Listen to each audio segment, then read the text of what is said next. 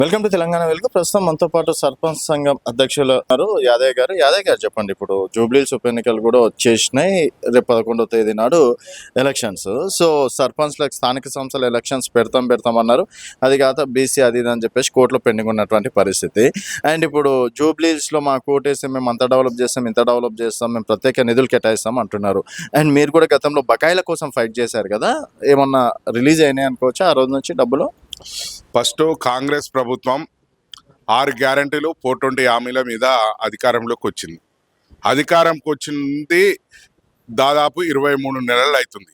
23 నెలల సంధి మేము అనేక మంది అధికారులను కలిసినాం, ప్రజాప్రతినిధులను కలిసినాం, మా బిల్లులు ఇవ్వాలని అనేక సార్లు నిరసనలు చేసినాం, ధర్నాలు చేసినాం. అదేవిధంగా మేము ప్రాధేయపడ్డాం ప్రభుత్వాన్ని, అయినా కానీ చలనం లేకుండా వ్యవహరిస్తుంది. అంటే ఇలాంటి కక్షపూరిత రాజకీయాలు చేసిన గవర్నమెంటు భారతదేశంలో ఎక్కడ లేకపోవచ్చు. ఓన్లీ తెలంగాణ రాష్ట్రంలో కాంగ్రెస్ ప్రభుత్వమే, అది రేవంత్ రెడ్డి సర్కారే మా మీద కక్ష సాధింపు చర్యకు పాల్పడుతున్నట్టు కనపడుతుంది. ఇప్పుడు అనేక మంది సర్పంచులు ఆత్మహత్య చేసుకుంటూ చనిపోతున్నారు. స్థానిక సంస్థల ఎన్నికలు దాదాపు సర్పంచులు లేక ఇప్పటికీ 21 నెలల సంది గ్రామ పంచాయతీల పరిపాలన కుంటుపడ్డది. గ్రామ పంచాయతీలకు చిల్లి గవ్వని ఇయ్యని ప్రభుత్వం అంటే బహుశా దేశంలో ఈ కాంగ్రెస్ ప్రభుత్వమే, రేవంత్ రెడ్డి సర్కార్ అన్నట్టు కనపడుతుంది. ఎక్కడ కాదు, ఇదివరకు 300 కోట్లు రిలీజ్ చేస్తున్నాను ఒకసారి స్టేట్మెంట్ ఇచ్చిండు, ఓసారి 158 కోట్లు రిలీజ్ చేస్తున్నాను ఓసారి స్టేట్మెంట్ ఇచ్చిండు, మొన్న 302 కోట్లు రిలీజ్ చేసిన ఓ స్టేట్మెంట్ ఇచ్చిండు. 3 రోజులు అవుతుంది. 3 రోజుల నుంచి ఏ గ్రామ పంచాయతీలు పోయినా ₹1 చిల్లి గవ్వబడలేదు.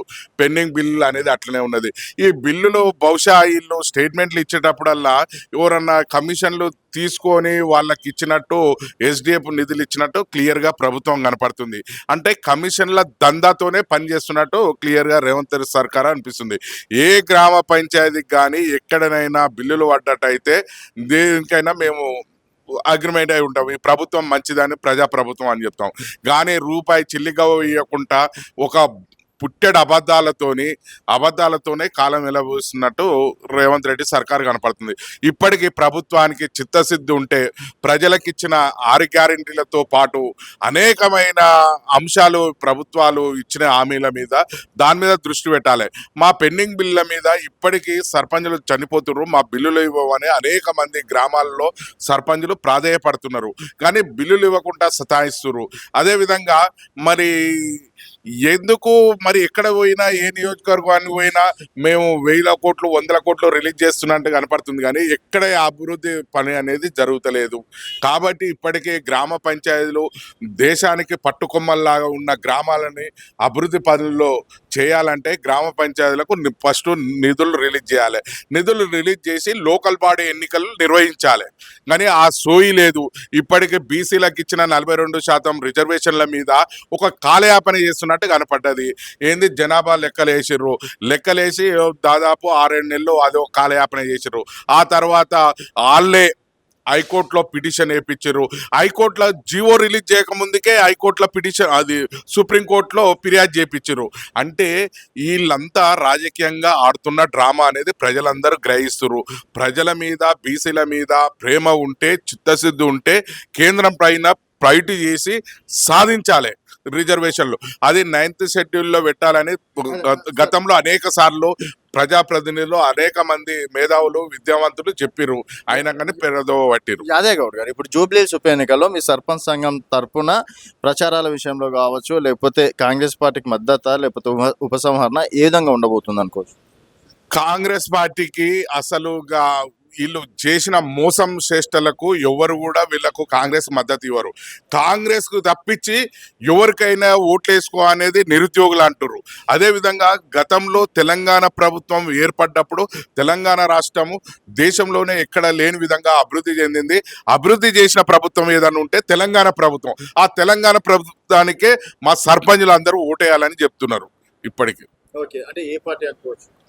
బీఆర్ఎస్ కు ఓటేయమని బాధ్యతగా చెప్తున్నాం. ఎందుకంటే గతంలో బీఆర్ఎస్ పార్టీ ఆధీనంలో చేసిన అభివృద్ధి పనులే కనపడతాయి. కాంగ్రెస్ చేసిన పాపాలు కానీ, కాంగ్రెస్ చేసిన హింసను కానీ మేము భరించలేక ఆ పరిస్థితులు తీసుకొస్తున్నాం. అంటే గ్రౌండ్ ఎట్లుందండి జూబ్లీహిల్స్ లో? జూబ్లీహిల్స్ బీఆర్ఎస్ అధిక మెజార్టీతోని గెలుస్తుంది. ఎందుకంటే కాంగ్రెస్ అభ్యర్థి కాదు, ముందు కాంగ్రెస్ ప్రభుత్వం చేసిన మోసాలతోనే ప్రజలు సీదరించుకుంటారు. మరి ఆయన 5,000 కోట్లు 1,000 కోట్లు తెచ్చి నేను డెవలప్ చేస్తా అంటుండు కదా జూబ్లీహిల్స్ ని. ఇంకా 500 కోట్లు కాదు, ఉన్నదానికి ఏమంటారు, ఇప్పటికే గ్రామ పంచాయతీలకు రూపాయి నిధులు లేదు. అదే విధంగా కనీసము అక్కడ మేము పనిచేసే కార్మికులకు వేతనాలు, గ్రామ పంచాయతీలో కార్మికుల సిబ్బందికి కూడా సరైన టైంలో వేతనాలు ఇవ్వలేని పరిస్థితిలో ఈ ప్రభుత్వం ఉన్నది. ఇంకా ఈయన 100 కోట్లు 1000 కోట్లు తెచ్చి ఏడా చేస్తాడు, ఓ నమ్మే పరిస్థితి లేదు. 6 గ్యారంటీలు 420 హామీలకు ఎట్లా చేయి కొట్టిండు అట్లా కొట్టిండు. మొన్న ఏది కళ్యాణ లక్ష్మి, మహిళలు పెళ్లి చేసుకున్న వారికి కళ్యాణ లక్ష్మితో పాటు తులం బంగారం అన్నారు. తులం బంగారం ఒక నాయకుడిని ఒకరు ప్రశ్నించరు, అరే తులం బంగారం 1,30,000 రూపాయలు అయింది, దాన్ని ఎట్లు ఇస్తాము అనే పరిస్థితిలో వాళ్ళు ఉన్నారు. అంటే బంగారం రేటు పెరిగింది అనే దాని మీద ఇయ్యలేము అనేది ఇట్లా తప్పించుకుంటారు. అంటే కాంగ్రెస్ పార్టీ తప్పించుకునే దాంట్లో తప్పించుకునే దాంట్లో వాళ్ళు ప్రయత్నాలు చేస్తారు, వాళ్ళు అదే రీతిలో ఉన్నారు.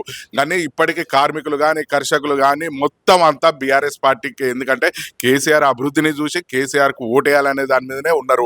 ఆటో కార్మికుల మరణాలు చూసినాం, అనేక మంది ఆటో కార్మికుల ఇబ్బందులు చూసినాం. దాని మీద ఏ ఒకటి కూడా ఈ ప్రభుత్వం పరిష్కరించలేదు. కాబట్టి గతంలో ప్రభుత్వం ఉన్నప్పుడే, కేసీఆర్ ఉన్నప్పుడు ఆటో కార్మికులు మంచిగా అభివృద్ధి చెందిరు, అనేక రకాలుగా దందాలు చేసుకున్నారు, వాళ్ళు మంచిగా ఉన్నారు. అందుకే ఈ కాంగ్రెస్ పార్టీ పతనమే కోరుకుంటారు రాష్ట్రం మొత్తం.